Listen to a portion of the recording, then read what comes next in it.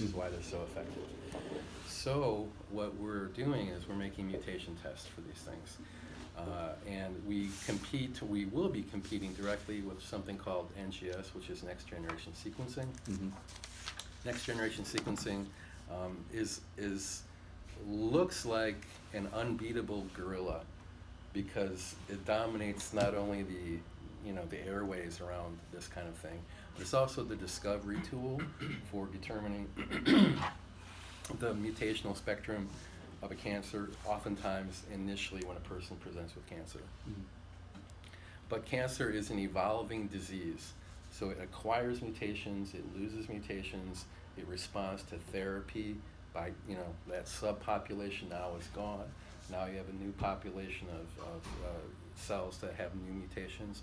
So the therapies need to be adjusted, or that's the idea, that to extend people's lives is that you adjust the therapy in response to the mutational profile. So the world is kind of divided into two realms there. One is this NGS realm, which is super expensive, and it's super high tech, and it does something, it scans like a really wide field, but it's expensive. How much is expensive? 3,000 at least. Okay. That's the cheapest. 3,000 is the bottom on those things. Now it does a lot. I mean, so we don't want to, poo-poo the idea. Right. I mean, but it's not as good as people say, and actually we can share this article with you. So just recently, two of the premier NGS companies in the United States were tested blindly on plasma samples, which is called liquid biopsies. So a patient sample was divided into two sections. One was sent to one company, one was sent to another company. And there's tremendous disagreement between them.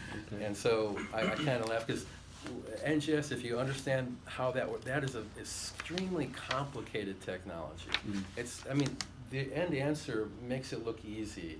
Actually, the process is complicated, and then there's software analysis of the data. You don't actually see the data. The data is processed heavily through a variety of different software programs, and those software programs, there's many of them, and many people dispute which one is even better, for determining what you need to see. So behind the curtain, NGS is really complicated technology. So there's a lot of promise to it, obviously, and people put a lot of hope into it, and it drives the field. So NGS drives this field because it's the one that makes all the discoveries of all the mutations, and then people do therapies on that. But PCR, which is what we're doing, this is a technology that's robust and cheap and simple. And we're working on a technology that actually identifies those mutations at a more sensitive level with super easy to determine answers, and it's not expensive. So that's what we're doing as well. So we're working on there's a handful of genes for which people mostly do this. It's called precision medicine testing right now. I have a cold. I've had a cold for a few days. Excuse me. So with the precision medicine testing, we're basically developing those right now. So we developed something called KRAS, K-R-A-S. That's one of the common genes. That's in colon. That's in occasionally in lung cancer too. We're finishing up the EGFR now, and those are multiple tests. So is it test based on blood, on a person's blood? On blood. Yeah. Yes. Now, Yes. the interesting thing there is that there's kind of a subtext to all this. So what I would just describe is people who have cancer. Okay, people who have cancer, you already know they have cancer. They're already diagnosed they have cancer. So you're testing the mutational profile. Oh, But okay. in the background of all this is early detection. What people want to do is take the same idea and say, okay, you're a healthy person right now. If I take your blood as a healthy person, there should be no mutations in your blood at all. And by and large, that's what people find. When they take healthy people, no mutants. So this use of plasma and looking for mutations that are cancer associated, this is kind of the wedge for the next revolution of early screening cancer detection. And just to get an idea of how much interest there is in that, there's one company called Grail, G-R-A-I-L. Like the Holy Grail.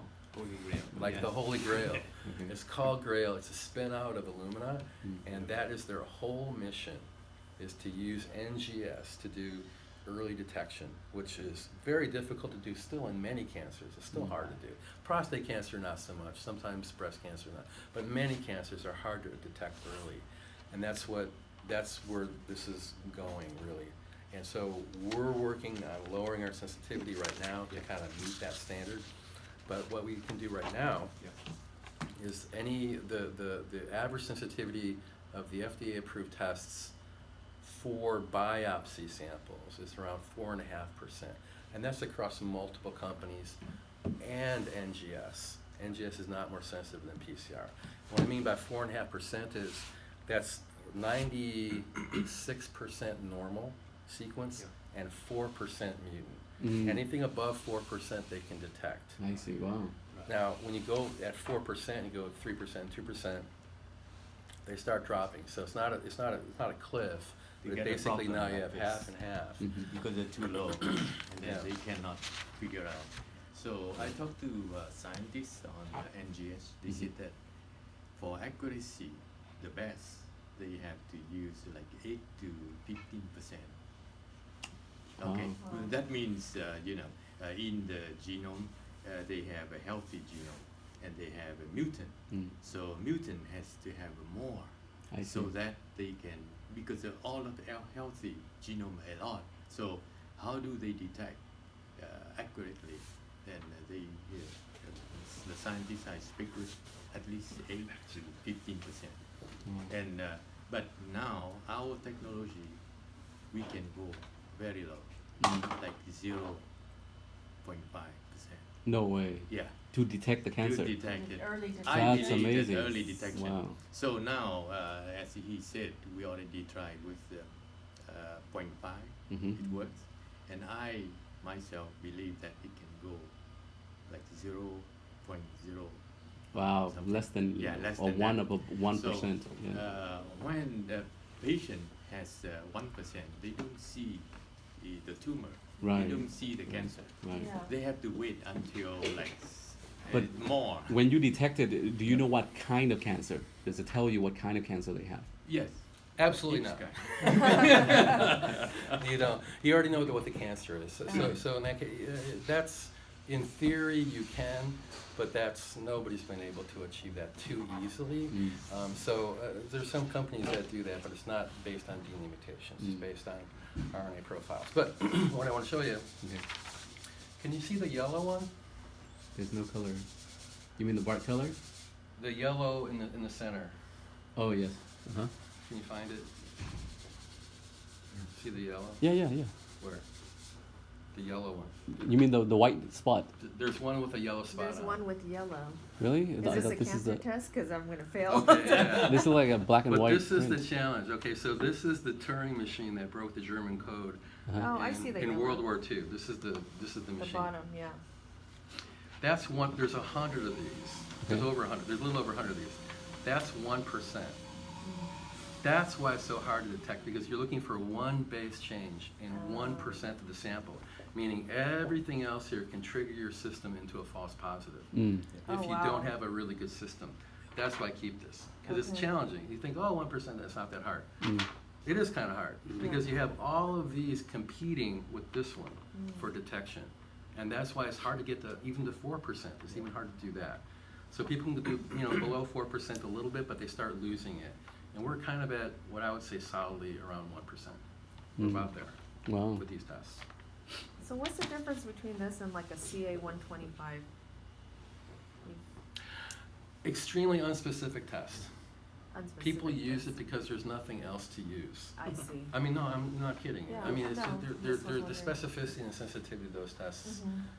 If there's nothing better, then you use it. Is that what it's called, CA-125? Yeah, there's right? there's other ones too. Right. There's other CAs. Yeah. There's neoantigens, which are antigens that come up Right. with cancers and all that. None of them are considered like actually good. Okay. I mean, not really. So they just take it to just make you feel better, or Well, that you're actually kind of doing something, or it's. that's a hard question, because really if there's 1 out of 10 people that you kind of are alerted to, or 1 out of 5 people, that's better than 0 out of 5 people, right? But then